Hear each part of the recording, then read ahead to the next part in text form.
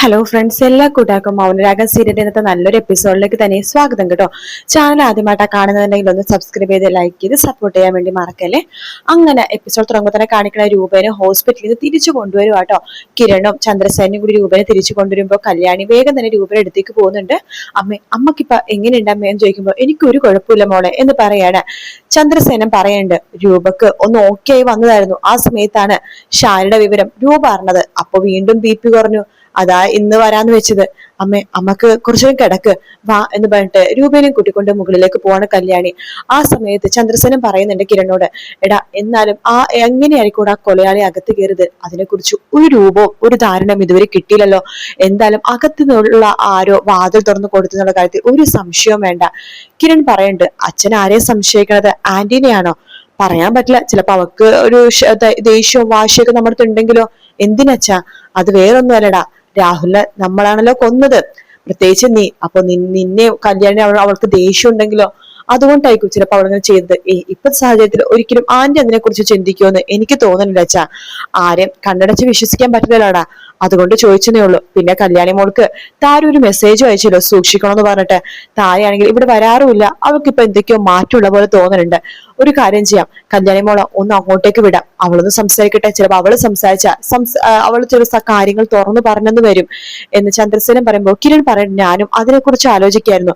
താരാനിയുടെ ഭാഷ പെട്ടെന്ന് നമുക്ക് മനസ്സിലാവുമല്ലോ എന്ന് പറയുമ്പോഴേക്കും കല്യാണി അവിടേക്ക് വരുവാണ്. കിരൺ പറയുന്നുണ്ട്, കല്യാണി നീ ഒന്ന് താരാനിയുടെ വീട് വരെ പോണം, താരാന്റെ അടുത്ത് സംസാരിക്കണം. ഞാൻ അതിനെക്കുറിച്ച് ആലോചിക്കായിരുന്നു കിരണേട്ടാ, ഞാൻ പോയിട്ട് സംസാരിച്ചിട്ട് വരാം. എന്നാ അച്ഛാ ഞാനും കൂടി പോട്ടെ? വേണ്ടടാ, നീ പോണ്ട, അവൾ ഒറ്റക്ക് പോട്ടെ. ഒറ്റക്കാകുമ്പോഴേ അവളോട് കാര്യങ്ങളൊക്കെ തുറന്നു വെച്ചപ്പോ താര സംസാരിക്കുള്ളൂ. മോളെ എന്നാ മോള് പോയിട്ട് വാ. ശരി, എന്നാ ഞാൻ പോയിട്ട് വരാം മോളെ, സൂക്ഷിക്കണം കേട്ടോ. ശരി അച്ഛാ എന്ന് പറഞ്ഞിട്ട് കല്യാണി വേഗം തന്നെ താഴെ അടുത്തേക്ക് പോവാട്ടോ. ചന്ദ്രസേന പറയണ്ട്, എന്നാലും ആ കൊലയാളി ലക്ഷ്യം വെച്ച് വന്നത് കല്യാണിനെ തന്നെയാണ്. എനിക്ക് സംശയം ആ ഷാരിനെ തന്നെയാണ്. ഇനി പറയാൻ പറ്റില്ല. ഇനി ഷാരി അല്ല അത് ചെയ്തെങ്കിലോ ഓക്കെ, അഥവാ ഷാരി ആണെങ്കിൽ അതിനുള്ള ശിക്ഷ അവൾക്ക് കിട്ടിയല്ലോ. ഇപ്പൊ തന്നെ കിട്ടി, കുത്തു കിട്ടിയത് അവൾക്കല്ലേ എന്നിങ്ങനെ പറഞ്ഞുകൊണ്ടിങ്ങനെ ഇരിക്കാട്ടോ. അതിനുശേഷം പിന്നീട് കാണിക്കുന്ന കല്യാണി നേരെ താരുടെ അടുത്തേക്ക് പോയിരിക്കാട്ടോ. താര ആ സമയത്ത് എന്തൊക്കെയോ ആലോചിച്ചുകൊണ്ട് മുൻപിൽ തന്നെ ഇരിക്കുന്നുണ്ട്. താഴെ അടുത്തേക്ക് ഓടി പോവാണ് കല്യാണി. ആന്റിക്ക് എന്താ ആന്റി സംഭവിച്ചത്? ആന്റി എന്തിനാ എനിക്ക് മെസ്സേജ് ഇട്ടത് സൂക്ഷിക്കണം എന്ന് പറഞ്ഞിട്ട്? എന്താ ആന്റി, എന്താ കാര്യം? ഒന്നുമില്ല എന്ന് താര പറയുന്നുണ്ട്. ഒന്നുമില്ലാന്നിട്ടാണോ ആന്റി മെസ്സേജ് അയച്ചത്? എന്തോ ഒരു പ്രശ്നമുണ്ട് ആന്റി, തുറന്നു പറ. എന്തെങ്കിലും വിഷമമുണ്ടോ ആന്റിക്ക്? എന്താ ആന്റി, എന്താ പറ്റിയത് എന്നൊക്കെ ചോദിക്കുമ്പോഴേക്കും അവിടേക്ക് സരിയു വരുവാടാ. കല്യാണി, ആഹാ സരിയു നീ ഇവിടെ ഉണ്ടായിരുന്നോ? ഉണ്ടായിരുന്നു. അല്ല, ഞാൻ താരാന്റിനെ കാണാൻ വേണ്ടി വന്നിരിക്കായിരുന്നേ. ഒരു മെസ്സേജ് എനിക്ക് ഇട്ടിരുന്നല്ലോ സൂക്ഷിക്കണോന്ന് പറഞ്ഞിട്ട്, അതിനെക്കുറിച്ച് ചോദിക്കാൻ വേണ്ടി വന്നതായിരുന്നു. ഞാൻ അത് അമ്മേന്റെ അടുത്ത് ചോദിച്ചായിരുന്നു കല്യാണി. നിനക്ക് എന്തോ ആപത്ത് വരുമെന്നൊരു തോന്നൽ അമ്മയുടെ ഉള്ളിലുണ്ട്, അതാ നിനക്ക് മെസ്സേജ് ഇട്ടത്. അല്ല താരാന്റി എന്തിനാ ഇങ്ങനെ വിഷമിച്ചിരിക്കണത്? നിങ്ങൾക്ക് രണ്ടുപേർക്കും അവിടെ വന്നൂടെ? അമ്മയുടെ വീട്ടില് വേറൊന്നല്ല, അവിടെ കൺമണി മോളുണ്ടല്ലോ. കൺമണി മോളെ ഈ സാഹചര്യത്തിൽ ഇവിടെ കൊണ്ടുവരാൻ പറ്റില്ല, അത് അമ്മക്കൊച്ചൊരു വല്ലാത്ത വിഷമമാകും. അതുകൊണ്ട് നിങ്ങൾക്ക് അവിടെ വന്ന് നിന്നൂടെ? ആ സമയത്ത് സരിയു പറയണ്ട്, കല്യാണി അറിയാലോ അമ്മക്ക് ഒരുപാട് വർഷത്തിന് അലച്ചിന് ശേഷമാ എന്നെ കിട്ടിയത്. ആ സമയത്ത് ഞാൻ അമ്മയുടെ കൂടെ തന്നെ വേണ്ടേ? അമ്മക്ക് സ്നേഹവും കാര്യങ്ങളും വാത്സല്യമൊക്കെ ഞാൻ കൊടുക്കണ്ടേ? അമ്മനെ സന്തോഷപ്പെടുത്തണ്ടേ? അതൊക്കെ ശരി തന്നെയാ സരിയു, പക്ഷെ ഇപ്പോഴും താരാന്റിക്ക് വിഷമം പൂർണ്ണമായിട്ട് മാറിയിട്ടില്ലല്ലോ. അതാ ഞാൻ ചോദിക്കാൻ വേണ്ടത്. ആന്റിക്ക് എന്തിനും വിഷമമുണ്ടെങ്കിൽ തുറന്നു പറ. ഒന്നുമില്ല എന്ന് താര പറയാണ്. സരയുടെ കല്യാണി ചോദിക്കണ്ടേ, ഷാരി ആന്റിക്ക് ഇപ്പൊ എങ്ങനെയുണ്ട്? അമ്മ ഇപ്പൊ അപകടം തരണം ചെയ്തെന്നാ ഡോക്ടർമാര് പറയണത്. ആണോ? ഓ സമാധാനായി. ആന്റിക്ക് വേറെ കുഴപ്പമൊന്നുമില്ലല്ലോ? ഇല്ല, ചായ എന്തെങ്കിലും എടുക്കട്ടെ എന്ന് താര ചോദിക്കുമ്പോ എനിക്കൊന്നും വേണ്ട ആന്റി. ശരി എന്നാ സരിയുനെ എന്നാ പോയിട്ട് വരാം എന്ന് പറഞ്ഞിട്ട് കല്യാണി അവിടെ നിന്ന് പോകുക കേട്ടോ.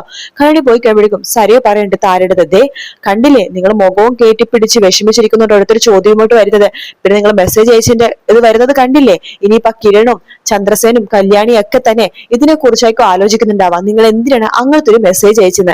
അല്ല കല്യാണി വരുമ്പോ നിങ്ങൾ ഇതിനെ ആകെ വിഷമിച്ചിരിക്കുന്നത്. നിങ്ങൾ സന്തോഷത്തോടെ ഇരുന്നൂടെ? കുറച്ചെങ്കിലും സന്തോഷത്തോടെ ഇരുന്നൂടെ? കണ്ടില്ലേ ഞാൻ ഇരിക്കുന്നത് കണ്ടില്ലേ? എനിക്ക് അവളെ കൊല്ലാനുള്ള ദേഷ്യമുണ്ട്, പക്ഷെ ഞാൻ സന്തോഷത്തോടെയല്ല അവളുടെ മുമ്പിലിരിക്കുന്നത്. അതുപോലെ നിങ്ങൾക്കിരുന്ന എന്താ കുഴപ്പം എന്ന് ചോദിക്കുകയാണ്.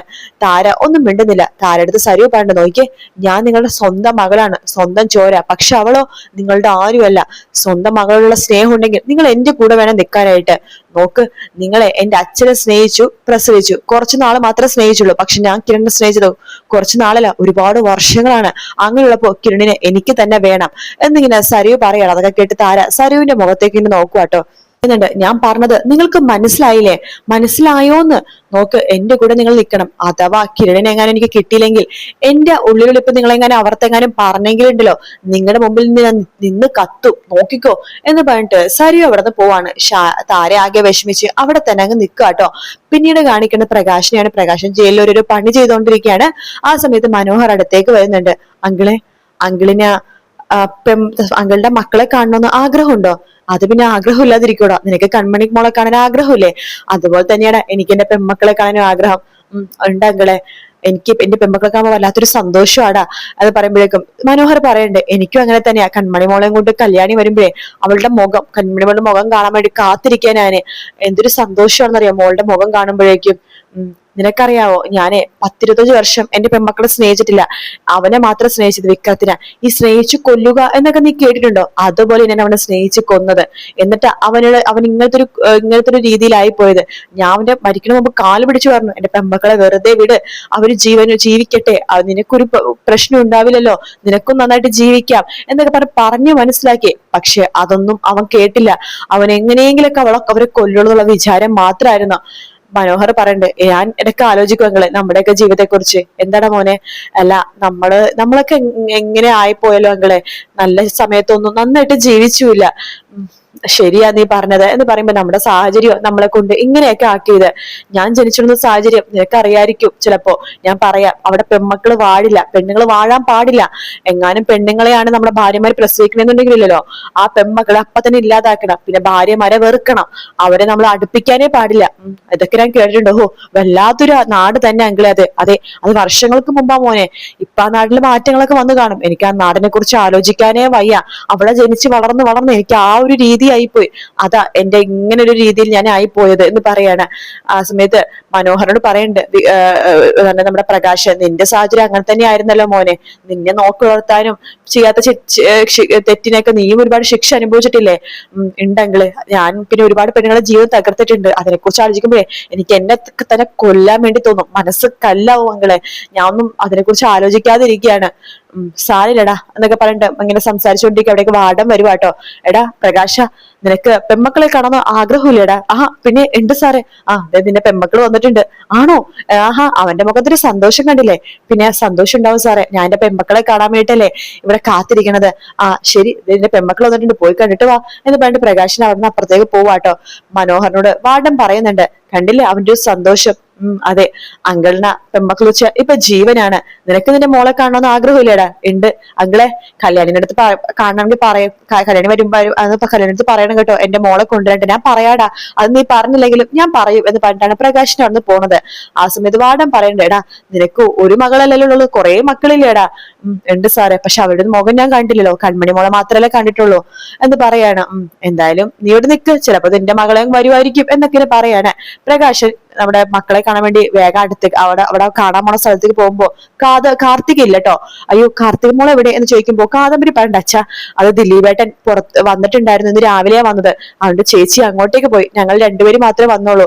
ഇപ്പോഴും പഴയ കാര്യങ്ങളൊക്കെ ആലോചിക്കുമ്പോ എനിക്ക് പേടിയാവുന്ന വെച്ചാ എന്ന് കാദംബരി പറയുമ്പോ, എന്തിനാ മോളെ പേടിക്കണത്? അവന്റെ ശല്യം തീർന്നില്ലേ? നമ്മുടെ ശത്രുക്കളുടെ ശല്യം തീർന്നില്ലേ? നിനക്കിനെ ആരെയും പേടിക്കണ്ടല്ലോ. കല്യാണി പറയണ്ട്, അച്ഛാ ദേ കിരണേട്ടൻ അച്ഛനെ പുറത്തിറക്കാൻ വേണ്ടിയുള്ള കാര്യങ്ങളൊക്കെ ചെയ്തോണ്ടിരിക്കുക. കോടതി കൂടുമ്പോ നവീൻ വക്കീലായിരിക്കും കേസ് വാദിക്കണത്. അച്ഛൻ കൊലപാതകം ചെയ്തെന്നൊന്നും പറയല്ലേ അച്ഛാ? ഇല്ല മോളെ, ഞാൻ പറയില്ല. കാരണം എനിക്ക് നിങ്ങളുടെ അടുത്ത് കൂടെയൊക്കെ ജീവിക്കണം. ഇനി എത്ര നാൾ ആയുസുണ്ടെന്ന് അറിയില്ലല്ലോ. അച്ഛാ അങ്ങനൊന്നും പറയല്ലേ, അച്ഛൻ ഒരുപാട് നാൾ ജീവിക്കും. എന്റെയും ചേച്ചിമാരുടെ കൂടെയും ഞങ്ങളെ സ്നേഹിക്കുന്നവരുടെ കൂടെയും അച്ഛനെ സ്നേഹിക്കുന്നവരുടെ കൂടെ ഒക്കെ ഒത്തിരി നാൾ ജീവിക്കും അച്ഛാ. അച്ഛൻ കോടതിയിൽ സത്യമൊന്നും പറയല്ലോ കേട്ടോ. ഇല്ല മോളെ, അല്ല നിങ്ങക്ക് കുഴപ്പമൊന്നുമില്ലല്ലോ അല്ലെ? സുഖമായിട്ടൊക്കെ തന്നെയല്ലേ ഇരിക്കുന്നത്, വേറെ കുഴപ്പമൊന്നുമില്ലല്ലോ എന്ന് പ്രകാശ് ചോദിക്കുമ്പോ, ഇല്ല അച്ഛാ ഞങ്ങൾക്ക് ഒരു പ്രശ്നവും ഇല്ല. അച്ഛനെ കാണാൻ വരാൻ വേണ്ടിട്ട് ഞങ്ങൾ കാത്തിരുന്നത് എന്നിങ്ങനെ പറഞ്ഞുകൊണ്ടിരിക്കുന്ന ഭാഗത്തോടെ ഇന്നത്തെ എപ്പിസോഡ് തീർന്നു കേട്ടോ. വീഡിയോ ഇഷ്ടപ്പെട്ട ലൈക്ക് ചെയ്യുക, സബ്സ്ക്രൈബ് ചെയ്യുക, കമന്റ് ചെയ്യുക. മറ്റൊരു വീഡിയോ കാണാൻ. Take care, by.